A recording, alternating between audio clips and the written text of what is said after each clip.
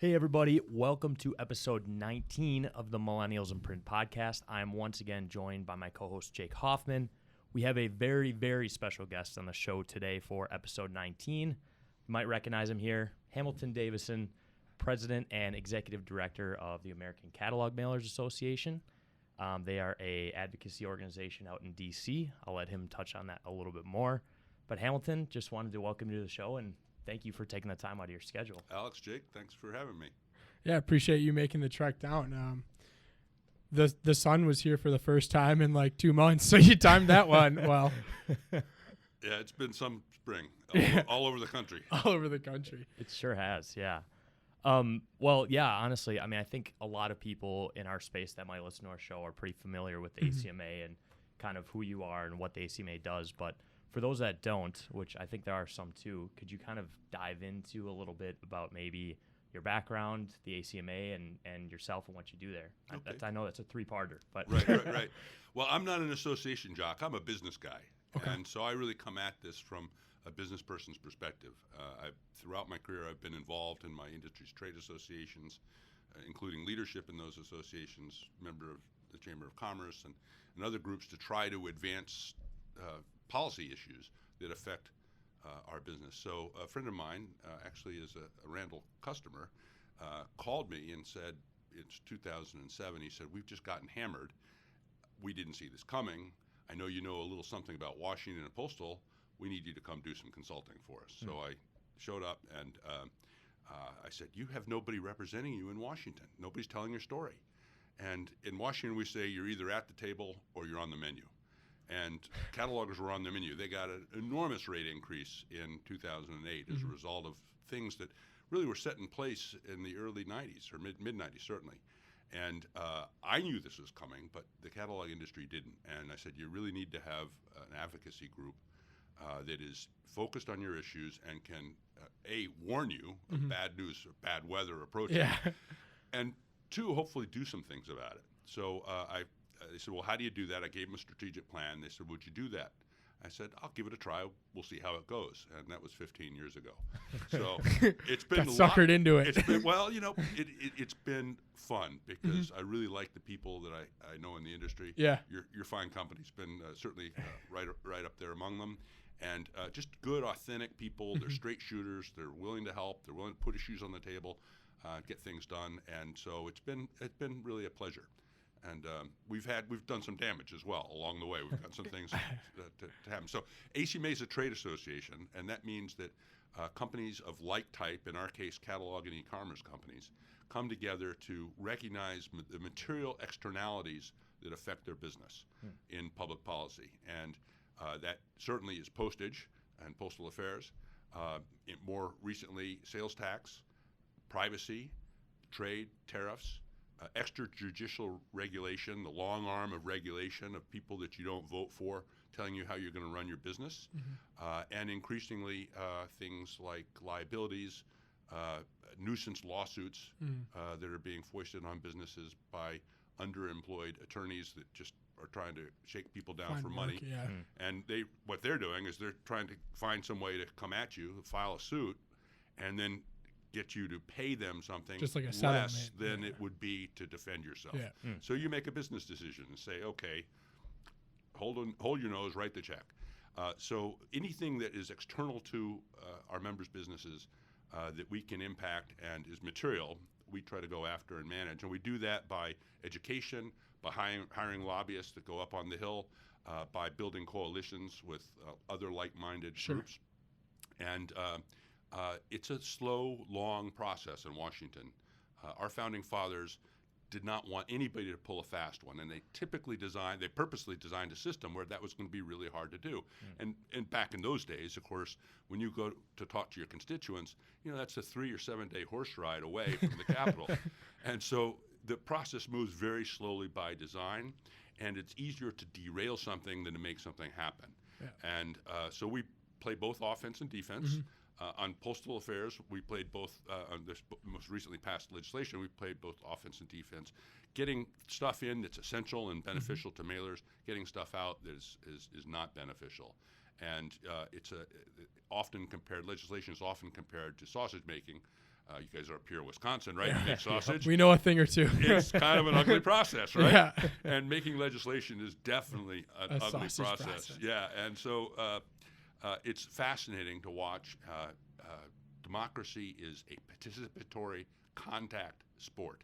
It's not a spectator sport. And I think as a business operator, business owner, if you're not paying attention to what's happening by the ultimate arbiters of your fate, then you're not doing your job, full stop. Yeah. It has such a potentially Impact, yeah. huge impact. Yeah. Just a quick story. I was running a small little business in Rhode Island, and Congress passed the Tax Reform Act. And about 3 years later after that, the IRS came up with the final regulations, which were applied retroactively. And we had done a financing transaction in the middle of the time, and we did an upstream versus a downstream merger. We could have done either. And all of a sudden, out of nowhere, we had a $7.5 million tax liability. This was an $18 million business at the time. Yeah, how do you even? I happen to know our U.S. Senator, and I said, Senator, 225, 250 people are going to be put out of work. He said, Hamilton, if what you've just told me is true, and you've done nothing wrong, and you've gotten no personal gain out of it, and I'm going to do due diligence, then I'll make it go away. After he did his due diligence, true to his word, he wrote one sentence: this little pesky problem for my a little company in my state goes away. Boom, it was done. And that's so solidified in my mind that I've got to, as an operator, an owner, I've got to have contact to these people, because when you need a relationship, it's too late to build one. So that relationship has to be built in advance of need, and hopefully if you do it right, they know your concerns, so as they see something coming down the pike, they pick up the phone and they say, hey, what do you think about this? Exactly. Yeah. So it's really becoming a two-way relationship. Exactly. Right? So that's what ACMA does, and we're a nonprofit. Sure. We're member-owned and driven, and we've been able to put a few points on the board, and it's been great. You guys are really on the front lines in Washington. Is at the core of it? Yeah, it feels like to me. Yes, I think for our issues, and we want to be the first call for the media or for the legislature. If they have an issue coming down the pike that they know is going to involve us, we want to get in there early. That's another thing about being in Washington. People choose sides. Oh, I know that's a surprise. They choose sides pretty quickly. So an issue gets thrown on the table, and there's a lot of pressure to decide how you're going to deal with that. Yeah. And once a politician locks themselves into a position, sometimes paints themselves into a corner, it's really difficult to get them to change their mind, because it's embarrassing for them. So if you're in there early in the process, you can help change and grade and move them into the right position on that issue. So is going a little bit back, so when you were kind of owning that business and then you started kind of having sort of a relationship with that senator because of kind of what occurred, is that kind of what got you in the position where when someone approached you to say, hey, we didn't see this coming, is that really when you kind of started to get into that Washington scene? No, through that senator, or have you always kind of been? Yeah, I'm a printer from a long time ago. Okay, sheet fed though. Oh, so, all right. Hey, but we like good. those guys too. Okay. And, we were making greeting cards. Okay. And greeting cards are obviously mailed, 2/3 of them. Yeah. And so I was involved with my industry's trade association, in this case the Greeting Card Association, and ended up being on the Postal Policy Committee, chair of the Postal Committee. Got it. Chairman of the entire association, and then on the executive committee for many years. So I knew that I needed to be involved in what was happening, and I learned those lessons along the way. So when I got a call from Neil Sexton, actually, you're kind of like, hey, he knew. He knew that I was involved, and knew that they needed some help. Well, I think overall this is like a very timely conversation for us to be having with everything that's happening with the Postal Service right now. So, again, I'm thinking about some of our audience that may not be as familiar. Could you give us like kind of a high-level view, really even just what's happened kind of this year and the work that you guys have done that's now culminating? Sure. Well, I'm going to go back a bit to when the post office was the post office department. It was a cabinet-level position. And there was a little bit of a labor blow-up, to understate the case. And the culmination of that was the Postal Reorganization Act of 1970. And that established a separate independent agency, took the cabinet member off and put the Postmaster General as the the man in charge of running this independent agency, and that worked pretty well. And then it became obvious that there was some problems, and we had gotten off the rails. So it took about 15 years in that case also, but a lot of us participated in the Postal Accountability and Enhancement Act of 2006. That had as its central piece a CPI cap, where the Postal Service, as a government monopoly, there's no market forces there. If you don't like what they're doing, you don't have too many choices. You just you have to mail, right? Yeah. So that established a CPI cap with the intent of creating some countervailing market pressure to keep costs in line and manage effectively. Yeah. Fast forward, we have probably the period of the lowest inflation in our history from 2006 to this past year. And the Postal Service was really having a hard time managing within that revenue ceiling. And I think a lot of us in the industry also realize there's a number of other issues we can get into or not that need to be addressed. Yeah. So we started working, ACMA started working on postal reform legislation really at our founding in 2007 and 8 and 9 and 10. And so it's been almost about 15 years of work to get what has just passed Congress, both the houses, Senate and the House, and signed by the President, which is Postal Service Reform Act, PSRA. And that has in it some removal of some of the historic cost overhangs on the post office, primarily the pre-funding obligation for, they have 70 years of retiree healthcare, future healthcare expenses, take half of that and pre-fund them in 10 years. It's just ridiculous. Crazy. Yeah. And no other government agency, no other Fortune 200 it's not even modern accounting. Retiree healthcare. Yeah. And it's, by the way, it's not compliant with the normal standards we use in keeping books, and so it was really the price of poker at the time. Was imposed by the Bush White House. We all looked at it and said, that's crazy, but it looks like they can afford it, so we're not going to get in the way of it. Went into law, and then that became the primary source of the Postal Service's red ink. Over 90% of the accumulated losses of the Postal Service since 2006 are that one line item. Holy cow. And if you removed it, they actually made money in some years, and nothing Maybe, brilliant, but still in not the game at least. In the game, yeah. Exactly. And so that had to be fixed.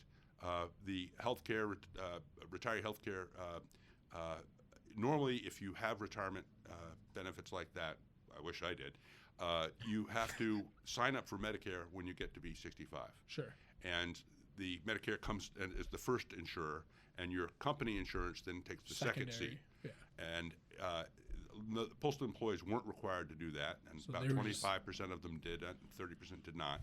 And so there's excessive cost in the healthcare costs for the Postal Service because of that.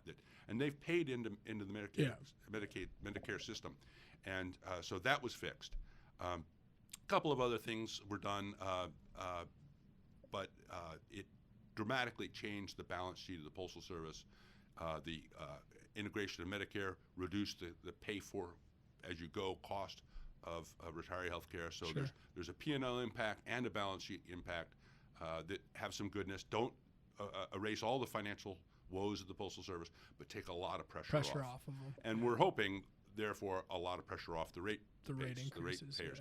I should say, for everyone that doesn't already know it, that the Postal Service is 100% supported by users of the mail. There's no tax dollars being given to the Postal Service, money for the blind, but it's minuscule. Minuscule, yeah. And so any goodness or badness in the postal ecosystem ultimately is that bill is paid for by mailers. By the users, and over 90% of mailers are business mailers, and they're very sensitive to that. In the catalog industry, the cost to reach the consumer is an input to how many consumers we can reach. 100%. So as the cost goes up, we have to reduce the number of people we're mailing to. It's a vicious cycle. We order less from you, and it is a vicious cycle. Yeah.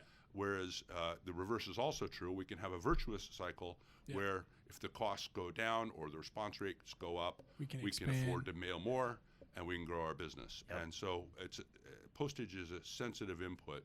It used to be a third paper, a third printing, a third postage.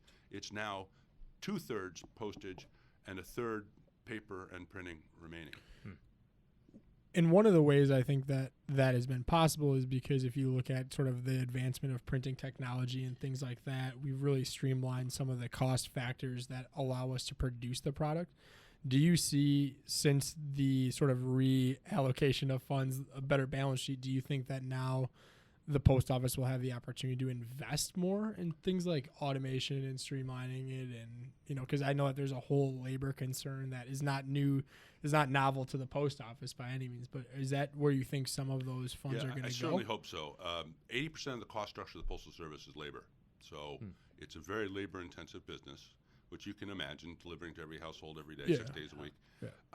And this new Postmaster General, Louis DeJoy, who has joined us about 2 years ago, I guess at this point, has an operations and business background, and hopefully is going to make some significant changes in process and workflow, standardization, and capital investment, strategic, thoughtful capital investment to lower the future cost. And that's really necessary to keep mail affordable and keep people in the mail. Well, one major concern, obviously, is the rising cost of postage, which I think we've all kind of talked about now. Is there any sort of, and at this point, it's going up twice a year, as stipulated, right? Do we see any possible end of tunnel, light at the end of the tunnel type of, maybe it won't go up twice a year, maybe it's not going to come down, maybe, well, or the maybe it PMG will. has heard from all of us that this twice a year stuff is really costly and wasteful and creates a lot of uncertainty. So we have made it known in the strongest possible terms that we'd like to go back to once a year rate increase. His response is, I hear you. I'm not going to commit to it today, but I'll think about it. Okay. And we'd like one increase in January. He's saying, well, I may skip. That way people can budget. I mean, that's a huge part of the problem, too. It's like, from a printer standpoint, if people don't know what their costs are essentially going to be associated with it, how do we know what their circ is? So then everyone scrambles at the end of the year, and ultimately it's going to cause less circ. And how do you budget for it? Yeah. Exactly. I mean, it's like. And I don't know about you, but my experience with bankers and CFOs and board members and investors, they don't like negative surprises. They sure don't. So it makes it really hard to manage a business when a major line item for catalogers, postage is the largest north of 18%, maybe 20% in some cases of their sales. It's the largest single line item other than their merchandise purchases, and it is huge to impacting the business model of cataloging. And there's a lot of good in catalogs. Yeah. I do want to get to millennials in catalogs also at some point. But we don't know anything about that. But there's a lot of good that's done. If you're a working single mom or single dad, you may not have a lot of chance to get out to the store. Or if you like recreational therapy and you're locked up at home, you can get recreational therapy through the mail when you get a catalog. The catalog is unique, has some unique properties. You may not know what you want, and you want to browse. I mean, the internet's great if you know what you're looking for, but it's a lousy browsing vehicle. Whereas the catalog's a very focused shopping experience. Color accuracy, clothing, home furnishings, food. I mean, there's a whole bunch of product categories where color accuracy matters. And on a screen that hasn't been calibrated, and even if it has been calibrated, you don't have the assurance that what you see is what you're going to get when you open the box. When you open a catalog, what you see is what you're going to get. And the depth of resolution is much higher on a printed page than it is on a screen. So if it's something that has a very delicate pattern or lace, it's really hard to represent that on screen. So, and it's also a tactile experience. So it's much more sensory involving than being on a screen.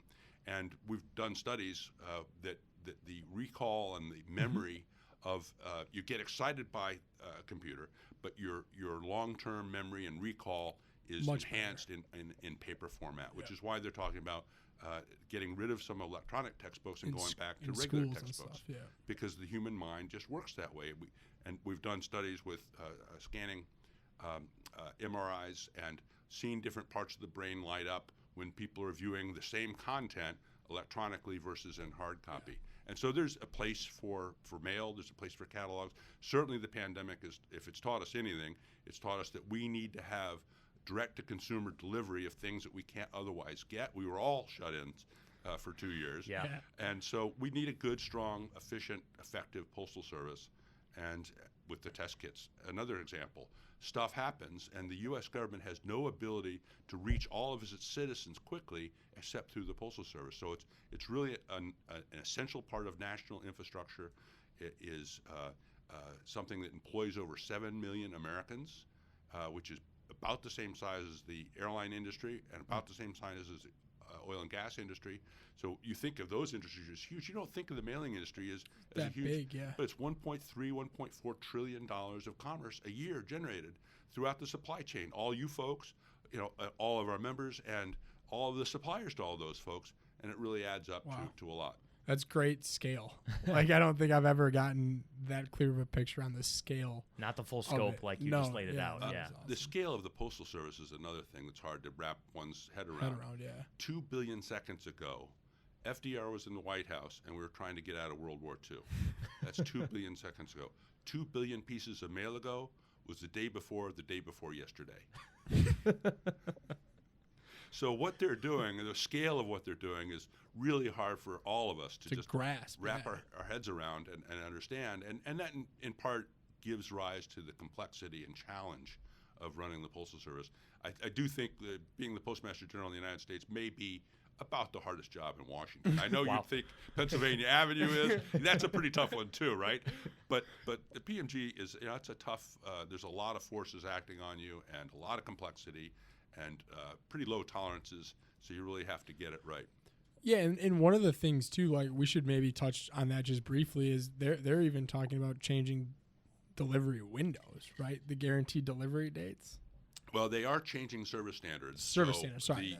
The amount of time that you would expect as a mailer for a piece to be delivered based on the class and city pairs entry, how deep in the system, has been expanding. And they have not been making their established service standards for some time. So we're aware. In part, what we've done is we've lowered the bar so everybody can jump over it. Yeah. And the other part of that is DeJoy believes, I'm not sure I agree with him, but I'm going to accept it for the purpose of this, that the air network is unreliable, which it was in the pandemic, and costly, and too complex. And he said, we're going to go to a surface transportation for the continental United States and get everything on trucks, and that'll allow us to run fuller trucks. We're going to get our act together and run those trucks on time, and they synchronize everything in terms of when you have to give them mail based on the set-off schedule, if you will, of when those trucks are going to leave and when they're going to do the processing to be able to load the trucks. Interesting. Yeah, it's fascinating. Walking into a postal, I don't know how many postal facilities, you must have some sort of sickness if you are drawn to going into postal facilities, but going into the postal facilities and seeing what they do, and you get just a sense of, wow, it is quite boggling. The scale is pretty amazing. I've only been into the one here downtown Milwaukee, and I think they're like with anything, there's probably a lot of opportunities for improvement in engineering. Yes. But when you consider, to your point, the size and scale of what they're doing and how much money it would cost in infrastructure to rebuild all that too, it's pretty shocking that they do have the standards they do. Now, do we want better? Absolutely. But how do we get there? Yeah, and a lot of it is good old-fashioned continuous improvement and what we call lean today. Six Sigma, total employee involvement, total quality control, engineering processes and workflows for success and efficiency. And there's plenty of opportunity to do that. I think this current leader is going to probably be more aggressive in that area than perhaps previous ones have, because he doesn't seem to be worried about breaking a few eggs. Which maybe that's what you need in that position right now. He'll say in his, I'm not really as evil as everybody thinks I am. Well, there is something to be said for that too, because he was a designation in the previous presidency, and he stayed through this current one so far. There was some talk in between presidencies when it was clear that Biden was coming in that maybe there would be a replacement. Wasn't there? And now still the same for now. Well, there is some talk in certain circles, Democratic circles, about DeJoy needs to go, but a lot has happened since then. Yeah. And first of all, the president can't fire the Postmaster General. He can appoint new ones that are then confirmed by the Senate, and then the only group that can fire the Postmaster General is the Postal Board of Governors, and that's not likely to happen. Even back then, it's less likely now because DeJoy has really partnered with the unions and kind of brought the Democrats as a result into the tent, and trying to make the unions and employees part of the solution. Yeah. And I think he's got broad support within the organization from what I can see, and so I think he's there as long as he wants to be there, absent some sort of crazy development that we don't know about. Yeah. Is that part of the challenge at times with the Postmaster General position? Because of, okay, you've got 2 years or 4 years, right, to figure this huge conglomerate beast out, right? And then when you don't, so let's say hypothetically you're a Postmaster General, you come in, you put them down a certain trajectory, the next person comes in, goes a completely different, like, how do you, I guess, facilitate that position where there is more continuity across time?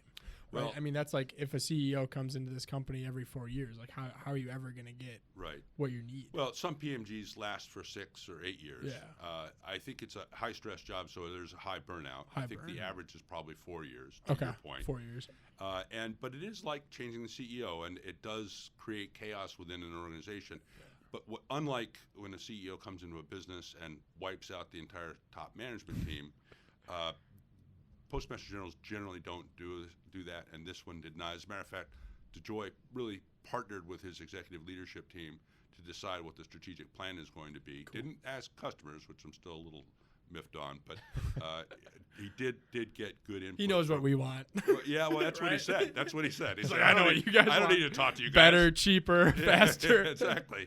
And so, the things that I hear from him as an operator myself in a former life, they are the right things, and I think he is. If he's able to execute against the vision that he's created, I think we will see some improvement. I just asked him this week. I said, "Look, what you basically said is trust me. 5 years from now, you're going to like all this." I said, "Okay, what are the milestones? What are the time horizons? Yeah. What can we be looking for along the way to know that you're getting some traction and this is starting to happen?" Yeah. He did not answer that directly, but I have another shot of him at the ACMA Forum. I think it's in the background there you here. Go. Yeah. And in June, where he's agreed to come talk to us, Cool. and he's going to get the same question again from me, and I'm sure he knows that. So maybe we'll get a better answer this time. Well, and let's talk about that right away. So, I mean, I think there's 2 things with the ACMA Forum. One, obviously getting people signed up, and 2, if you're not a member of the ACMA. You're welcome. Come. Yeah. Come anyway. Okay. I'd love to have you. As a matter of fact, we'll do everything we can to accommodate you if you're not a member. We desperately need to get everybody in the mailing industry engaged in this work. And in the catalog and e-commerce space, that means all companies. And I'm not feeling confident until we have 100% market share, if you will, because it's that important. And it really takes a village to move these buzzards on the hill. Yeah. I mean, Congress will do the right thing after all other possible options are exhausted. And even then, they will have a hard time pulling the trigger. But if they're hearing from their constituents, it really makes a difference. I have a good meeting with usually a staffer, but sometimes a member, and that's great. They listen to me, and they have questions. But when I have a constituent with me, I mean, if I have one of you guys, an officer of a Randall, come on in with me to, well, maybe not Ron Johnson, but certainly Tammy Baldwin, or your members, your representatives. It's a whole different discussion. They know that you're employing their constituents in their district, and that your issues of concern need to be their issues of concern. So you mentioned that Postmaster General DeJoy is going to be at the forum this year, or whether he's remoting in, however that is. No, he's going to be there. He's going to be there in person. Okay, and that's the first time he's been there at the ACMA Forum, correct? Yes, he's not the first PMG to address us. We've had each of the PMGs really since our inception have come in and visited with us, but it is his first time live. We did do a webinar with ACMA's board at his request when he was announcing his 10-year strategic plan, and but that was remote given COVID. And so, if someone were to try, like, does someone go to your website to register to become part of the ACMA, or what is that? Catalogmailers.org. Okay. and that's spelled the American way, not the British way. GUE. No, Just no, OG. no, just OG. OG. Catalog, mailers, all one word, .org, and registration link is right up And there. we can put that in our notes. too. We'll put it in the notes on YouTube and everything to make Great. sure people sign up, as well as for the forum as well. What else can we expect this year? Just talk about Well, everything that's supply happening. chain is, if you haven't already heard, supply chains Who have knew? blown up. Supply And chain, what? So we're going to spend a lot more time on supply chain related issues than we normally would. Okay. But we're also going to come and talk about sales tax and privacy and some of these other issues. I mean, sales tax alone right now is a huge burden on remote sellers. Yep. If you're a retailer, you open a store, you have to collect and remit sales tax in one jurisdiction. And you may even, know the guy from the parent-teacher organization or the gal. But you're a local person and you have a local relationship and you can get a hold of someone. If you're a 500-store retailer, you have 500 taxing jurisdictions that you have to interface with. If you're a remote seller, you have over 12,000 taxing jurisdictions that you have to comply with. And the burden of that and the complexity of that, we have one member who's spending more than he's collecting to get the money he is collecting, and he's reduced his federal and state tax payments more than he's collecting. So it's a net negative for government. Them to do it. And there's no reason for this. We need clarifying national sales tax legislation that makes it easy to comply, is not wasteful, and I think we're going to get a hearing this year in the Senate on sales tax, and very much looking forward to that. In the legislative process, really that's the kickoff step. You get a hearing, then you have a markup, you have a legislation introduced, the markup of that legislation, and then you vote it out of committee, and then it goes to the floor vote, and it has to pass both chambers, and then it goes to the president, and he has to sign it or not veto it within 10 business days. That's a quick overview of the process. And so the hearing is a really The starting point. the starting point and really a good step. Privacy, we have state privacy action going on. Privacy is a really important thing, I think, to all of us. Yeah. Yeah. And what people don't always understand about remote sellers, the last thing they want to do is betray customer trust. That the confidentiality of their personal information is sacrosanct. But at the same time, they want the consumer, when they call up a business or talk to a business, they want that business to know all the transactional history that, why should I give you my address every time I call you? and when I say, you remember that thing I ordered on such and such, do you have more of those? I'm expecting you to tell me, yeah, you know exactly what I ordered, and yes, we do have more of them. SKU number, yeah. Yeah, right, exactly, and make it easy for the consumer. So some of this well-intentioned privacy initiatives will make it harder for us as Americans to shop and do our business, and it's just not well placed. To give you an example, Senator Rockefeller about 8 years ago tried to do privacy legislation, and in it he said the rental or exchange of third-party names is hereby prohibited. And we went right to the senator's office and said, that'll shut all of us down just overnight, and it's not good for the consumer. So well-meaning but ill-considered things happen, and that's the value of lobbyists. Lobbyists, I'm not a lobbyist. I pay lobbyists a lot of money, too, by the way. But people say, well, lobbying's bad and it gets a bad rap. Actually, the lobbying is an essential part because those are subject matter experts that come and talk to members of Congress about the implications of different alternatives in their lawmaking. And without that input, it would be perfectly possible for Congress to go in exactly the wrong direction all by itself and not even know it. Yeah. And that's a really good point because I think a lot of the, like things like CCPA as an example and the data privacy. California Consumer Privacy Act. Exactly. Yeah. So I think a lot of those types of legislations, while well-intentioned, the implications of what they're proposing may not have been all the way thought out. Right. For example, I know that the sort of the essence around CCPA and those types of data privacy are really more geared towards social media companies, right? Because it's been the Wild West, and they're doing stuff that is definitely offsides. And I think most consumers had Put it in sports terms. Yeah, offsides, red cards, all that stuff. So I think from that standpoint, a lot of what they're trying to do makes sense, and I think a lot of consumers would agree, like, hey, it's not okay if I'm on Facebook that all of a sudden they're selling my stuff to whoever and they're doing whatever they want with it. I think an unintended consequence of that is, okay, well, now you're talking about your name and address. In, you know, a printer's case, like, we're not set up to do data privacy management. And so now, you know, you send a catalog and someone comes and says, well, you need to delete my record. Well, we're processing how many hundreds, if not millions of records a day. Millions, yeah. I mean, like, we millions, can look it up and delete it out. And I think what's interesting too is a lot of, you know, if you're thinking about data privacy, you know, one of the questions that I've recently been asked is like, okay, so with all this data privacy stuff, how is it going to impact my ability to like mail? The nice thing about the mail side of the equation, right? It's been around such a long time. It really has gone through all sort of the jurisdiction, what you can and cannot do, the do not mails, the suppression. It's heavily regulated. It's already heavily sealed regulated. against inspection. It's actually perhaps the most secure way to communicate. Yeah. Nobody is going to intercept and open your letter. Or get a felony for it. Right, and Yeah, there's an inspection service that tracks that down and arrests people when that happens. So there's a good check and balance there.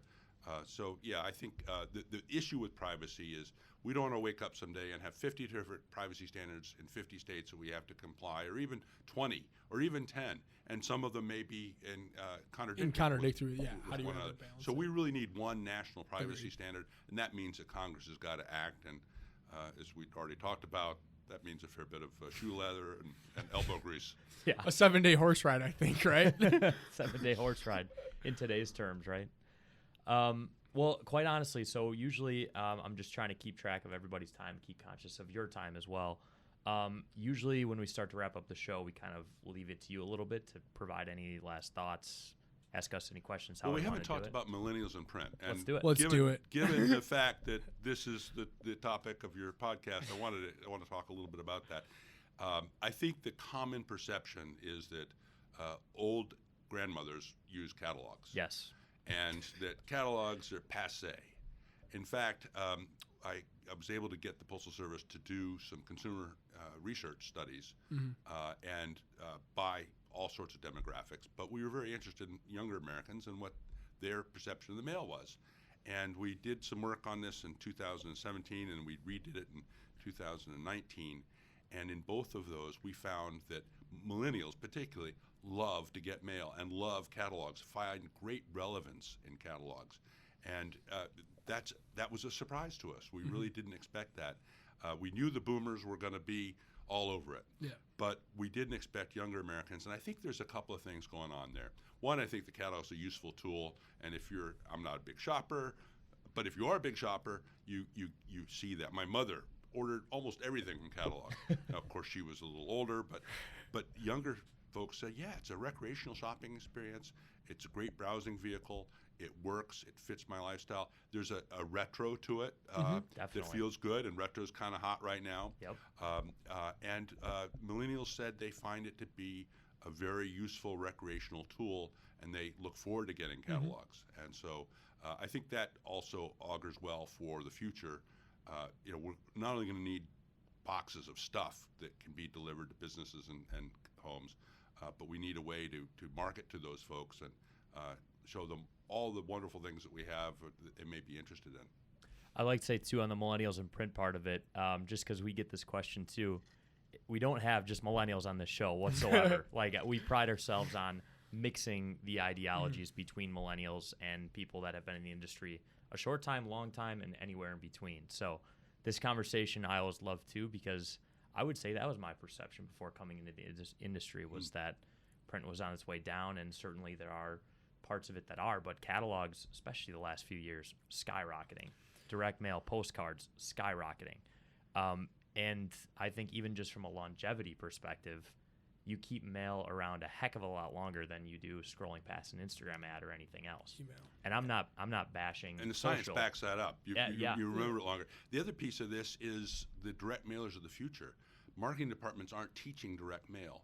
And when you meet with CMOs, Chief Marketing Officers, a lot of times mail doesn't even come up. They're talking about everything else, all the other media channels, and mail is not even part of the discussion. And so about 6-7 years ago, I partnered with the Inspector General Dave Williams at the time, and we created the Integrated Media Research Center. and that has since been taken over by the Postal Service.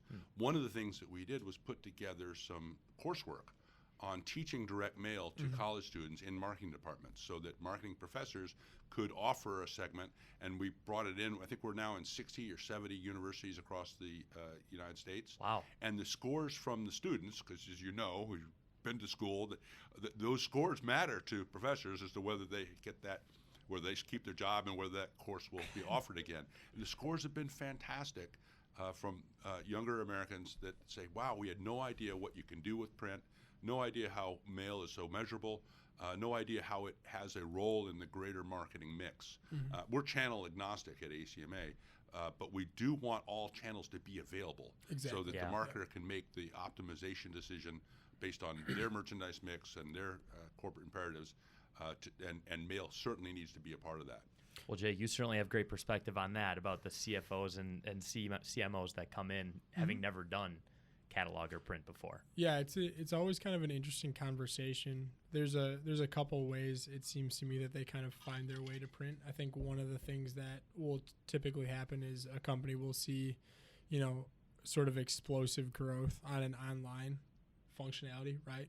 And then all of a sudden it plateaus, and they're like, well, now what am I going to do, kind of thing. And there's kind of a diminishing return scale game that gets played on the digital side for sure.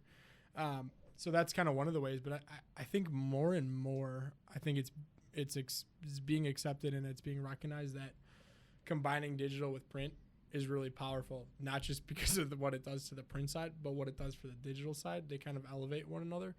And one of the interesting things at a Randall is it's like you sell one account, there's going to be 3 more because, if you're, let's say, a boutique shoe brand that is for specials in outdoor, retail, all of a sudden you're doing a catalog, guess what all your other competitors are going to do? Like, they're going to follow suit. And so what I've kind of seen too is direct-to-consumer businesses, which are primarily the most, successful. That's sort of the business model that's working the best today, especially for, retail. They're loving print. They're loving what it's doing. They're loving the return, the predictability of it. And yeah, I mean, we're seeing, we onboarded 150 new print clients in the last 3 years. We're seeing that also. We're having e-commerce companies that are contacting us, and whatever their initial genesis that drove eyeballs to their website at some point plateaus out. Yeah. And they're starting to look for different ways of driving traffic to their business. Yeah. And another piece of this that we see is that catalog buyers tend to be more loyal. The lifetime customer value of a catalog buyer versus an internet buyer is significantly higher in favor of the catalog. And that's a big deal. When you start seeing that in your metrics and you understand that you're getting a higher quality of customer that's ordering more frequently and is more loyal to you, that's good stuff. Yeah, I think the one thing too that I just experienced quite a bit too is, because my proximity to sort of print and cataloging was always a little bit closer than I would say most people, but I always remember thinking of what a catalog was, right? And you immediately like go to like a Sears or like it's just a product and it's got your SKU number and you're going to go through and say, okay, black and white, right? Thin Charmin roll paper, and it's like that kind of thing, But we're seeing such a new approach in terms of like it's a lifestyle piece. You keep using the word recreation, which I think is a really good way of describing it. It's big, it's beautiful, it's a lifestyle. You can kind of see yourself in the gear.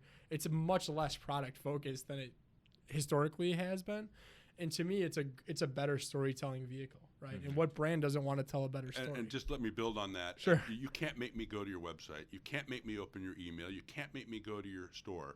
But you can send, uninvited in my home, a catalog with its high visual profile, and you get, as I pick it up and decide, what is this, what am I going to do with it, you get a third of a second, 300 milliseconds of mind share as I look at it, and you have an opportunity to romance me and to tell me a story and invite me in, and that's what makes it work. It's invasive, but it's welcome, and no other medium allows you to interact with the consumer in such a way and so deeply and that's part of what makes a catalog work and unique. And I think people are responding to that today too, as we've talked about. People feel that way too. It's not just us in the industry pushing that The digital agenda. fatigue. That's what the data tells us. There's a real thing. Yeah, there's a real thing. Well, any other final thoughts that you had at all? I love that you brought that up. Yeah, no, this has been a lot of fun talking to you guys. It's interesting to hear your perspectives on things, and I look forward to seeing your program continue and getting some insights from it. Yeah, and We'll absolutely have you back on as long as you're okay with it. Maybe even Zoom too while you're out in DC. let's get to Joy on here. I got some questions. Yeah. I'll come to that one. All right. Yeah. All right. Big I'll open forum. I'll be the straight man. I love it. That gives you some of the The ammunition. questions. Yeah. Well, thanks again, Hamilton. Seriously appreciate it. Guys, we'll have everything linked up for the ACMA Forum, as well as how to become a member. Until the next episode, which will be episode 20, we will see you guys then. Thanks again, Hamilton. Yeah, thank you. Thanks. Thanks.